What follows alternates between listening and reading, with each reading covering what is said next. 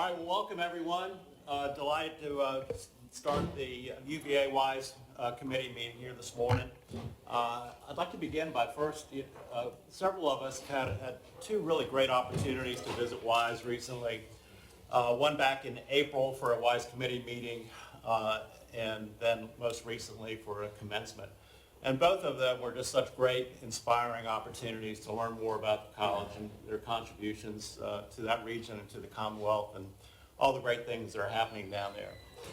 And I'm not sure where Tom is, but certainly one of the highlights of our committee meeting in WISE was the recognition of my colleague here to the left, Tom De Pasquale, who was the recipient of the Crockett Award. And so when Tom gets back, well, I'll give him a big hand if he comes back. We have two items today that are before, action items that are before other committees.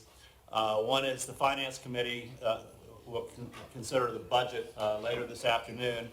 And then the Academic and Student Life Committee considered promotion and tenure items. So without further ado, Tom De Pasquale, the winner of the Crockett Award.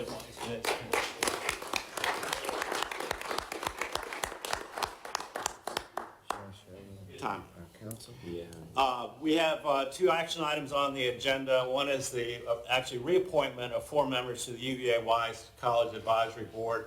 I think you'll see the names and a little bit of background on each of those reappointments in your books, but would entertain, I guess, a motion to approve those reappointments. So moved. And seconded. All those in favor? Aye. What a good group of people they are. I mean, your board members and the ones we just approved are just excellent individuals. Thank you. You're so lucky to have them. We certainly are. I appreciate that. The second item is the action item is the approval of the UVA WISE Master of Technology Management and Data Analytics degree program, which will be presented to us by Professor Ackland.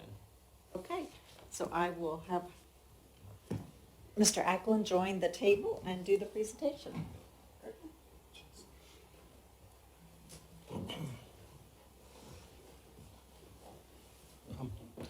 My name is Gökhan Akalan. I am the chair of Business Economics Department at UVA WISE and the director of data analytics. Thanks for having me, and this is a great opportunity. And this is a project we've been working across the campus. We are a small institution at the Southwest Virginia, and UVA WISE means a lot for the Southwest Virginia, and we are the one institution that help reshape the economy, human resources in our region. We only have one master's program currently at the UVA WISE, that is the Education's Master's, and this is going to be our second master's program. Primarily, the counties in Southwest Virginia, even though some of them are losing population, they start gaining net immigration. And some of the reasons they are gaining this immigration is the job opportunities, especially in technology and data-related organizations, data centers. So what we are hoping is that we want to develop this human resource locally at UVA WISE, and we want to keep them while they finish their graduate degree. Additionally, some of the employees over there who are already working, this will give them an opportunity to do a master's program. If I go to the second. So our target audience, working individuals in Southwest Virginia and surrounding areas who are seeking to complement their careers with artificial intelligence, data analytics, and technology management. We're also looking at recent graduates of UVA WISE, business and social science students who lack advanced technical skills, and math, computer science, natural science students who lack business acumen. There's also a market for the international students. It is interdisciplinary. We are working with 4 departments business economics, mathematics and computer science, social sciences, and nursing. And in terms of the courses, we will start with a foundation class in data analytics. Then we will have a data science, data visualization, global perspective in technology, artificial intelligence, and business analytics. So these are the core classes all students need to complete.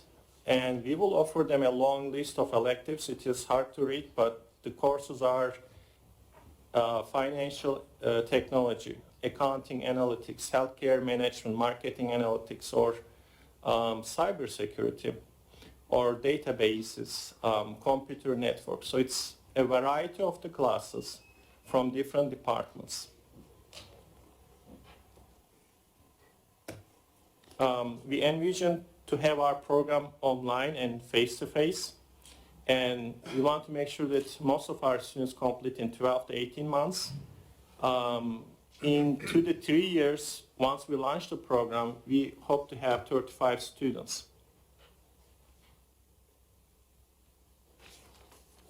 I want to keep it short, so, but I would like to entertain your questions as well. Yes?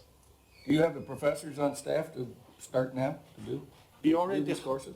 We already have 3 faculty members hired, and 1 more faculty we are looking to hire this year, and that person is going to be cybersecurity and in analytics. So we already have 4 faculty dedicated. On top of that, for instance, computer science department, they will, when they teach some of our electives, they will help us. Social sciences or other departments also help us to cover all the needs for this program. Yes, sir. Two questions. So this is exciting and interesting. What sort of jobs do you expect graduates to take? And then the other is, it's a lot of electives for 35 students. And so can you talk a little bit more? Is every elective going to be offered every year? Are they going to be open to students who are not in the program? I mean, it's sort of picking up on Bert's question about so half of the electives over there, you will see it's 4,000 electives. Those are the electives are already being offered by the computer science department. So we are not planning to offer new courses, so that will help. Additional, the 5,000 level classes, we will offer them in a rotation in a 2-year plan. So making sure that we don't offer too many electives every semester. When I say too many, we're talking about 1 or 2 electives each semester. So in that case, we will rotate and making sure that we give enough electives, and that's the goal, yeah. Yes. And the jobs? The jobs, in terms of project management, project manager, you can be team leader in, let's say, in a technology company. You can be a CEO also. You can be a certified technology officer, that type of jobs. Or you can be at the beginning of your career, you were just out of an engineering degree who didn't have anything business related, and this will give you some credentials in the business. So when you move to the, let's say, leading a team, this will help you to navigate the business world. Thanks. Yes, sir. Is the program going to be the online version completely online, or is it a hybrid, face-to-face and online? So the online will be fully online. The face-to-face portion will be hybrid, meaning the students will meet portion of it face-to-face and the portion of it online. You could theoretically live in Northern Virginia and do this program online. Northern Virginia is not our primary target, No, I understand. but yes. We have a lot of data centers there. Yes, we are hoping to bring more of them to our location. Well, that was going to be my follow-up question. Why would it not be a primary? I mean, I think there's a grand slam here. If you can have a master's program, you can build more resources and WISEs that are serving the rest of the Commonwealth.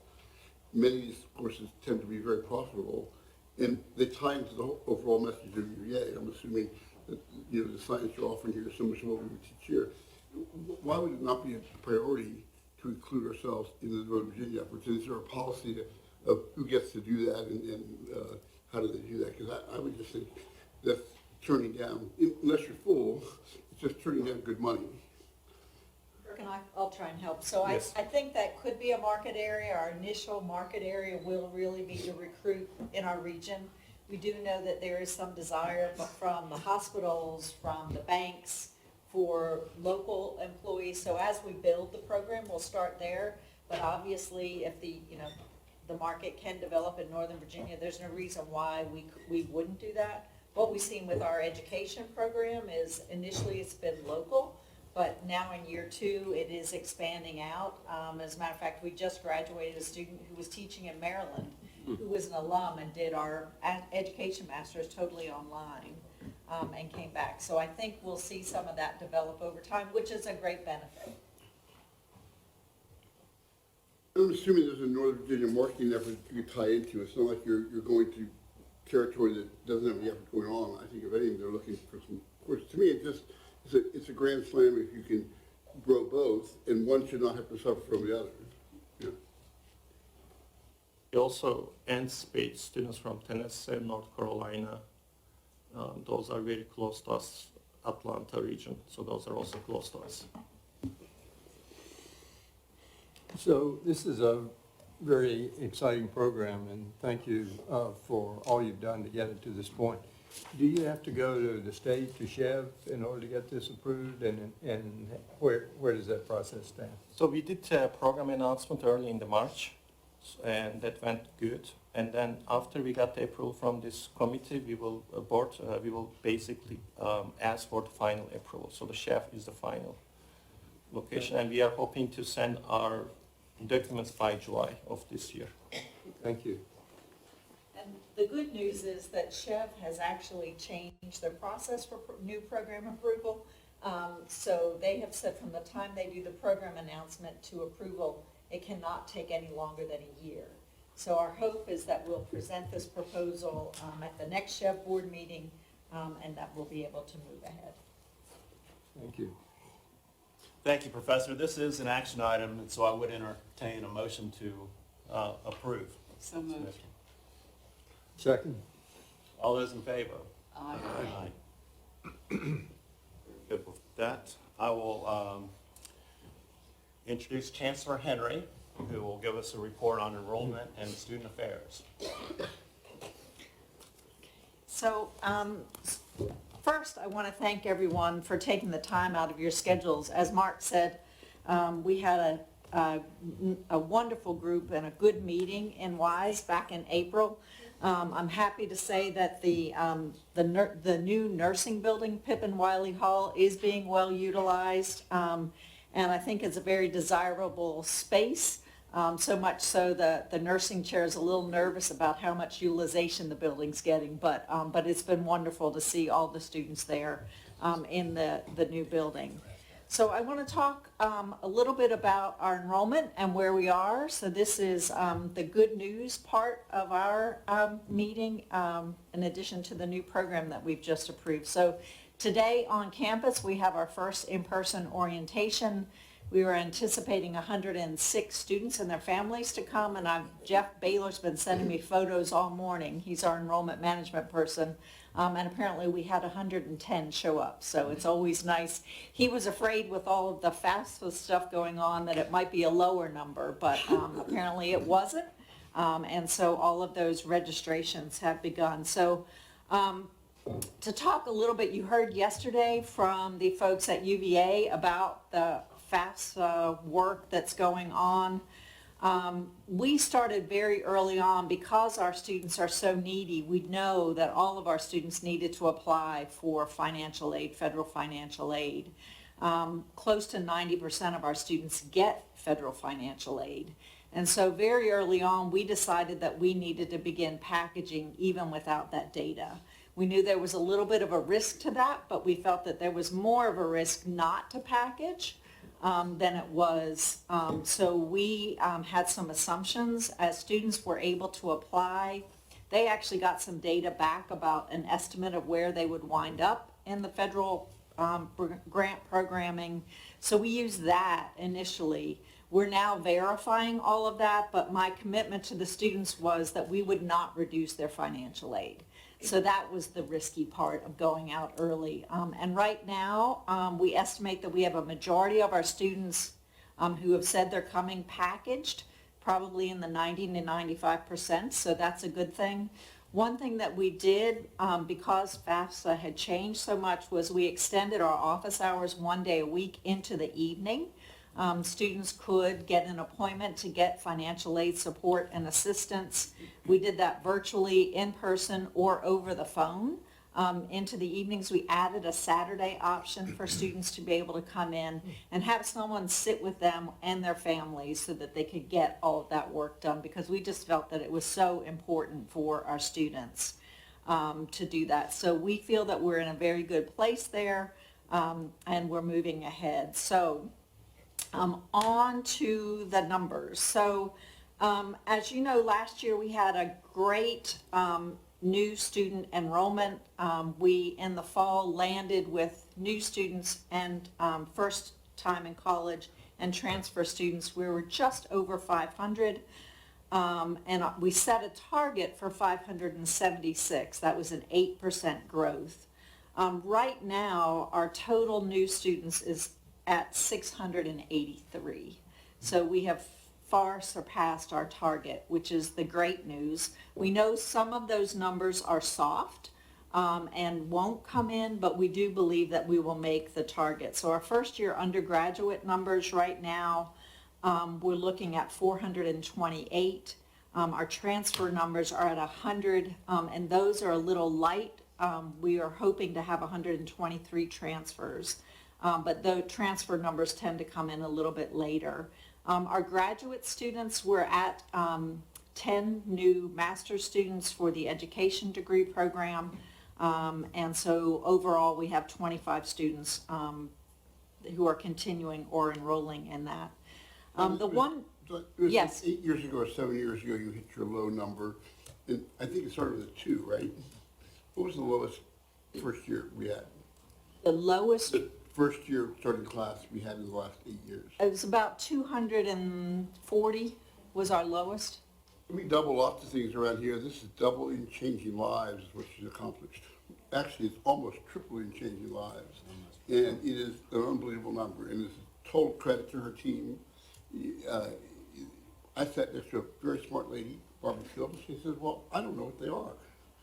And over the next 8 years, we found out who they were. And so it's truly, it's just shy of tripling. Sorry for my bad math there of numbers. And I don't think there's too many small liberal arts colleges that can suffer from overfilled dorms and tripling first-year students. I think you're quite unique in the problem you created here, Chancellor Henry. So thank you very much. It's truly a credit to work. Thank you, Tom. And it has been a team effort. There's been a lot of work going into this. And I'm pleased to say, with Jeff Baylor on board, he's always looking at what the next advantage is. So we're already implementing AI admissions work next year to really give 24-hour service, because we've now, as we look at our applications, last year we had record applications of 3,500. We're at 6,500 applications this year. And so one of our struggles is to really provide the attention to those students so that they learn about us. So with AI, we think that we can better address that with those students and let them know about UVA WISE and continue to do the growth in good and responsible ways. If I could add one other point here. Yeah. What she did as the plane continued to fly, I mean, the school didn't close, she changed everything. How they ran admissions, how they attract people, how they retain people. I mean, there's very little, other than the rhododendron songs. I think that the dog whistle rhododendron, I think, stayed the same. But I think it is truly amazing. We reinvent the way we apply students. We reinvent the way we help students pay for things. We reinvented the way the dorms work. And it's hard to change a school that was on a decline. I mean, and the one secret sauce that actually helped her was the number of deans that left here and went down there for a day. And for anyone that hasn't been to WISE, I think it should be a requirement if to be an effective board member, you have to visit WISE to see it. I know my expectation was a ramshackle community college. It's anything but that. And with the deans got more involved, the entire resources of Charlottesville aligned, and the team there reinvented themselves to use those resources, and it's really cool if you look at it. Thank you, Tom.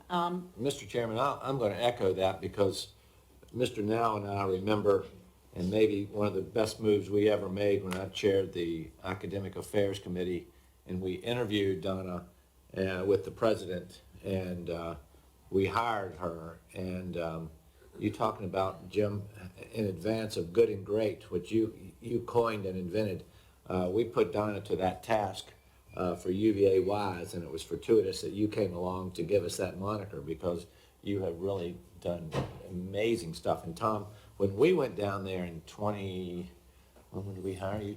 I was hired in 2013. 2013.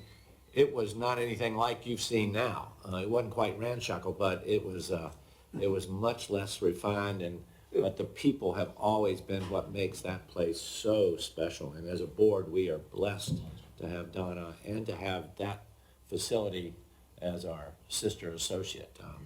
But you really have just done great, Steve, good work. you're exactly right. A footnote, Donna deserves a tremendous amount of credit. The whole team there does, but a footnote. We also should give some credit to Tom, to Elizabeth, and the people on this board that pressed so hard for the past 8 years to improve things at WISE, and to Dave Martell in our communications department, because one of the critical factors here when this all started to turn around was when Tom and Elizabeth and others pressed Dave to put UVA communications to work on behalf of WISE. Good move. You're right. It really has been a team effort. And I know we're always looking at our retention numbers because that is a component of our enrollment growth. So as we're looking for at the total fall enrollment, so our new student numbers are continuing to trend up, but our total fall enrollment right now is trending up 20% over where we were last year. So that is good news as well. So, I'll take the applause, but to just give you an indication, so our first-time freshmen, we're at 78% retention. So we were trending 68 to 70%, so that's up 10 points over 3 years ago. And then I was a little concerned because as we were looking at our transfer retention, last year it was 79%, and the number I got was 73%, so I was trying to figure out why that transfer retention wasn't there. Last year, when the transfer students came in, we graduated 1 student. This year, the transfer students who came in, we graduated 12 of those students out of 100. So when you account for the graduates, our retention this year is back up at 79% of the transfers. So it's nice to get a transfer student who comes in and can graduate in a little over a year and get them on their path. So I'm very excited about that good work and where we're headed there. We're just going to keep doing what we're doing. We are working on some housing solutions to ensure that we have enough housing space this fall, which is a really good problem to have. Like UVA, we're looking at some public-private partnerships to actually get some housing expedited so that we're sure we have space for all the students who plan to come in. And right now, we're going to be close for this fall, but the longer term projections are what we really have to begin to look at and to get some more housing in place at the college. In student affairs, we've been doing some really good work to enhance the on-campus experience for UVA WISE students. We had a retirement for our Vice Chancellor over student affairs this spring. And I have named an interim appointment of Tabitha Smith, who is a longtime employee of the college. So she is serving as our interim vice chancellor for student affairs, and she is doing a great job just making sure that we're on track. Housing is a part of her portfolio, and so she's really working to ensure that we've got housing and enough RAs in place to make sure that that experience remains a good experience for students who come to the college at WISE. So I think we are in really good shape there as well. So are there any questions about any of that, Tom? We left one party out of this, and I apologize for that. JJ and team has funded every step of the way. We made it work. We put wise money and everything else. They've used the resources of how to manage money and how to manage Richmond and everything else. And everything we've done has been paid for the UVA way, I mean, as they go, they pay for it. And that team has gone from looking at statements that came out quarterly to actually actively refinancing wise. And without that, none of this stuff would exist. So thank you very much. Well, I would just say thanks, Tom, for prompting us, and it's a delight to work with Donna and her team every day. So it's truly a delight.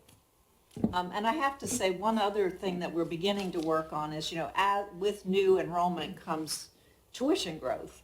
And frankly, over the 10 years, we were really looking at decline in tuition revenues. And so each year we were trying to figure out how to make budget and, where to make those cuts so that we could continue to move forward.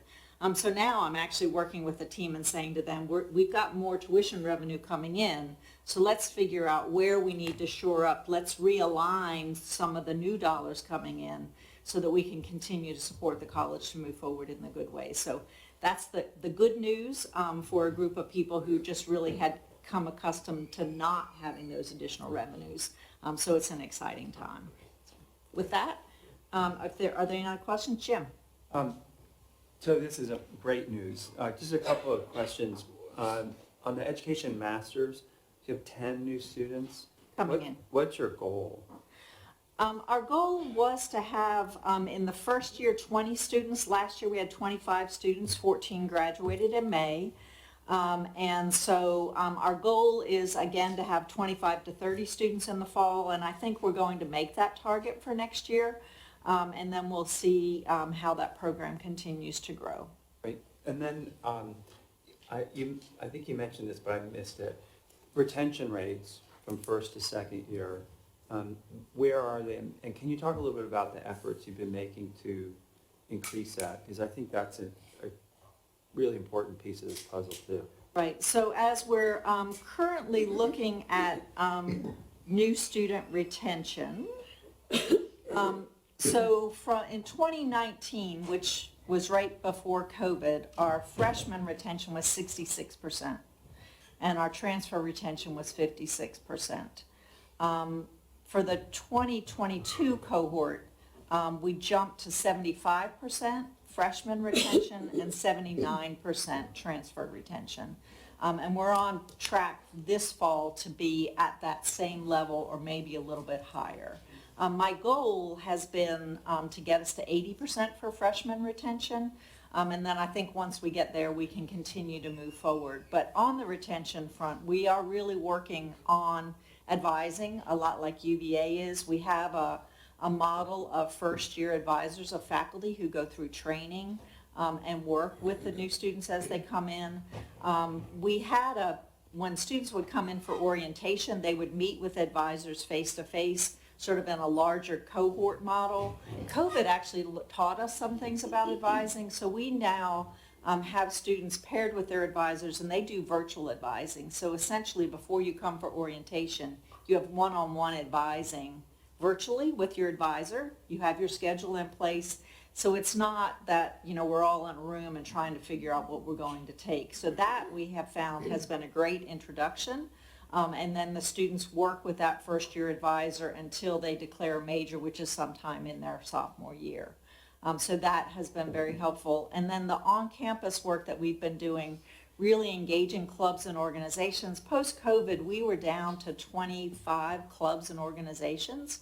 Over the past year, with a lot of concerted effort and a person who we're calling a vibrant campus coordinator, working with students so that they understand leadership and how to set up a new club and org. At the end of this year, we're back up to 80 clubs and organizations, which just really shows that engagement of the students. And I must say, the Year in Y students have really helped with that. They really bring some good leadership in, and they're helping to get clubs and organizations set up, but they understand they may not be staying at Y's, so they're also setting up who's going to take over the leadership because they want that legacy to stay at Y. So it really has been a wonderful asset.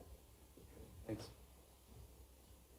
Thank you, Chancellor Henry. I believe we're ready for our faculty consulting member report. Jenny Turman.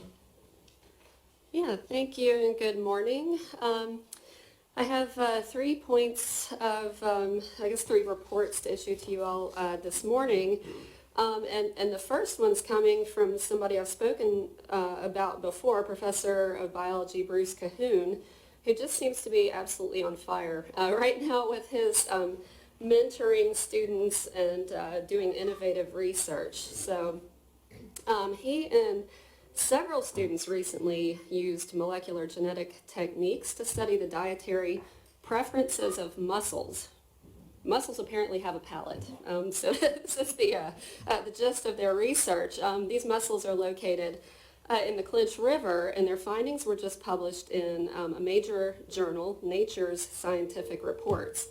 And he wanted me to note that getting published in Nature is pretty exceptional for a team of faculty and students at an undergraduate public liberal arts institution, so this was really exciting for him.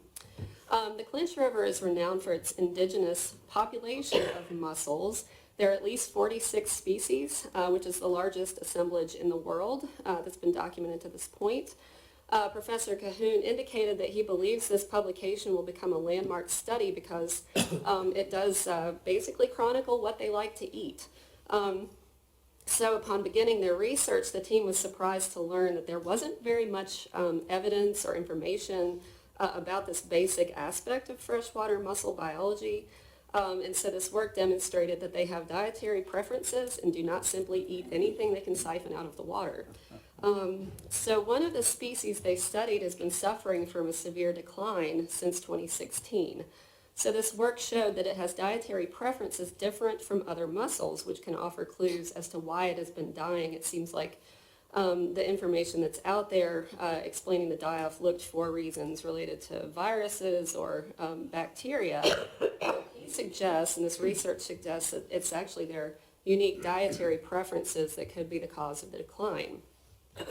His team discovered that mussels consume 2 specific families of fungal spores from the river. One of these families causes agricultural plant diseases, and the other family causes herpetological die-offs.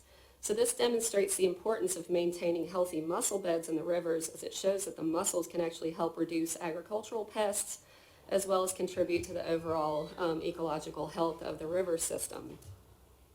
And what's also interesting about this study is that it came from a class, Research Methods and Environmental Genomics, that he taught in the fall of 2022. He presented students with the idea to do something on mussels, but it was really the students who came up with the research agenda. It took them only 2 hours to come up with a question and then only 2 weeks to develop a unique experimental design for their research. They did partner on this research with Tim Lane, the director of mussel recovery at Virginia's Aquatic Wildlife Conservation Center.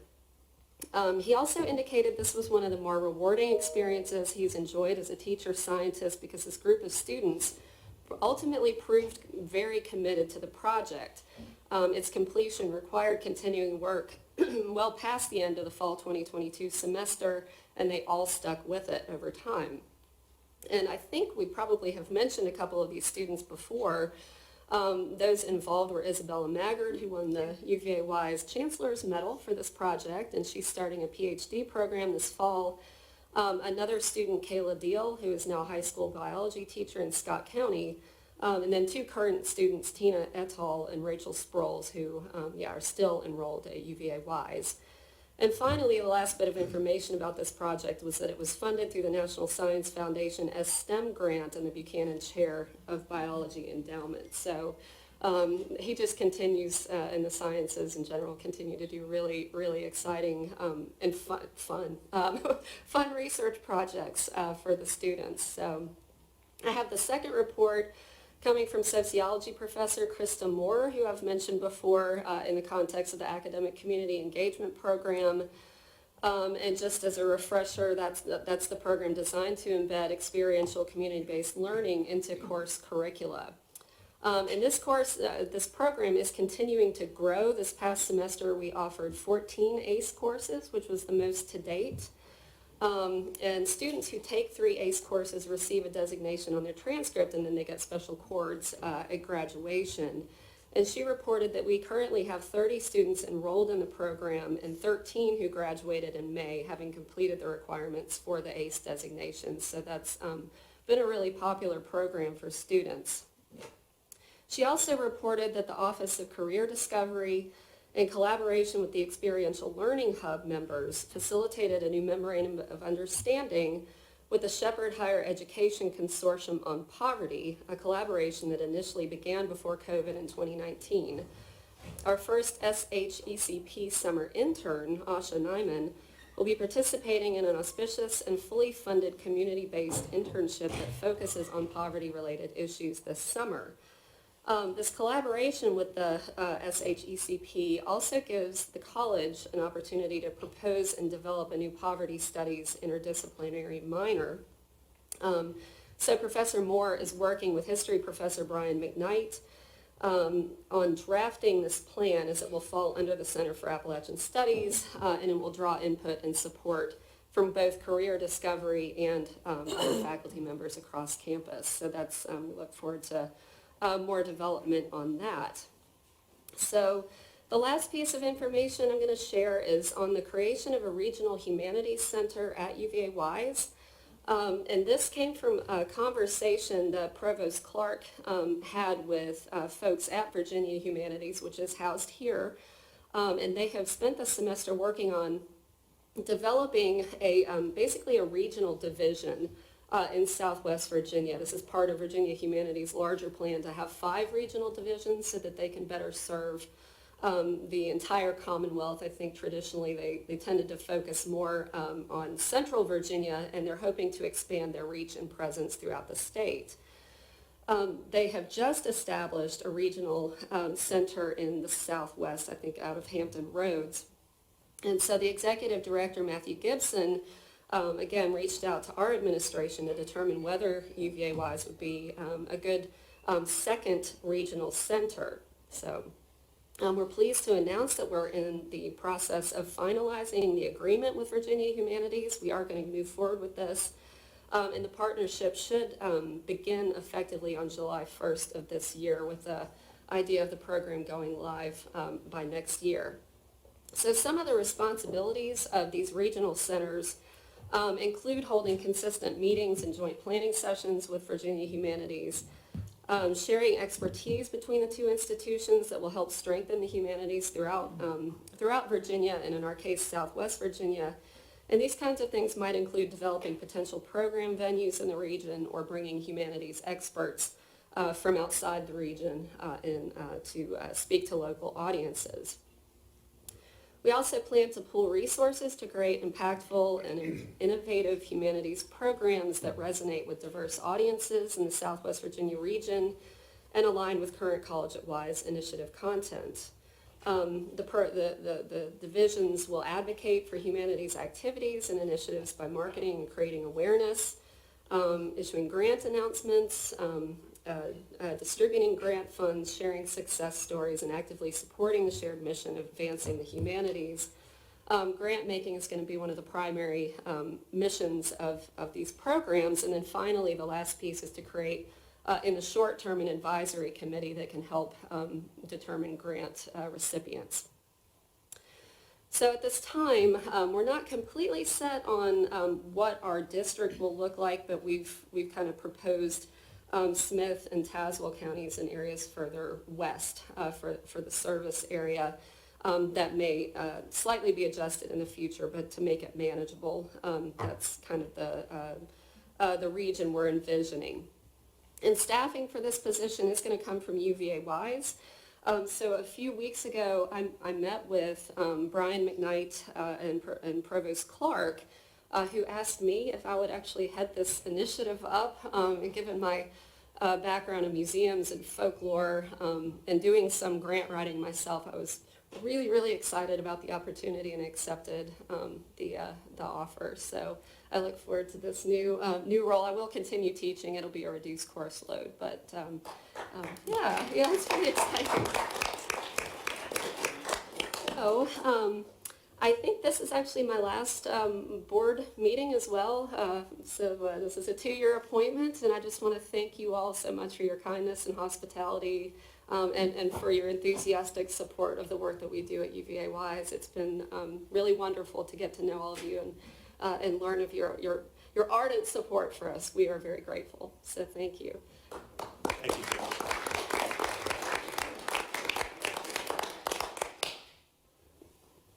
Any questions for Jenny? If not, I want to say this is my last meeting also of the UVA WISE committee.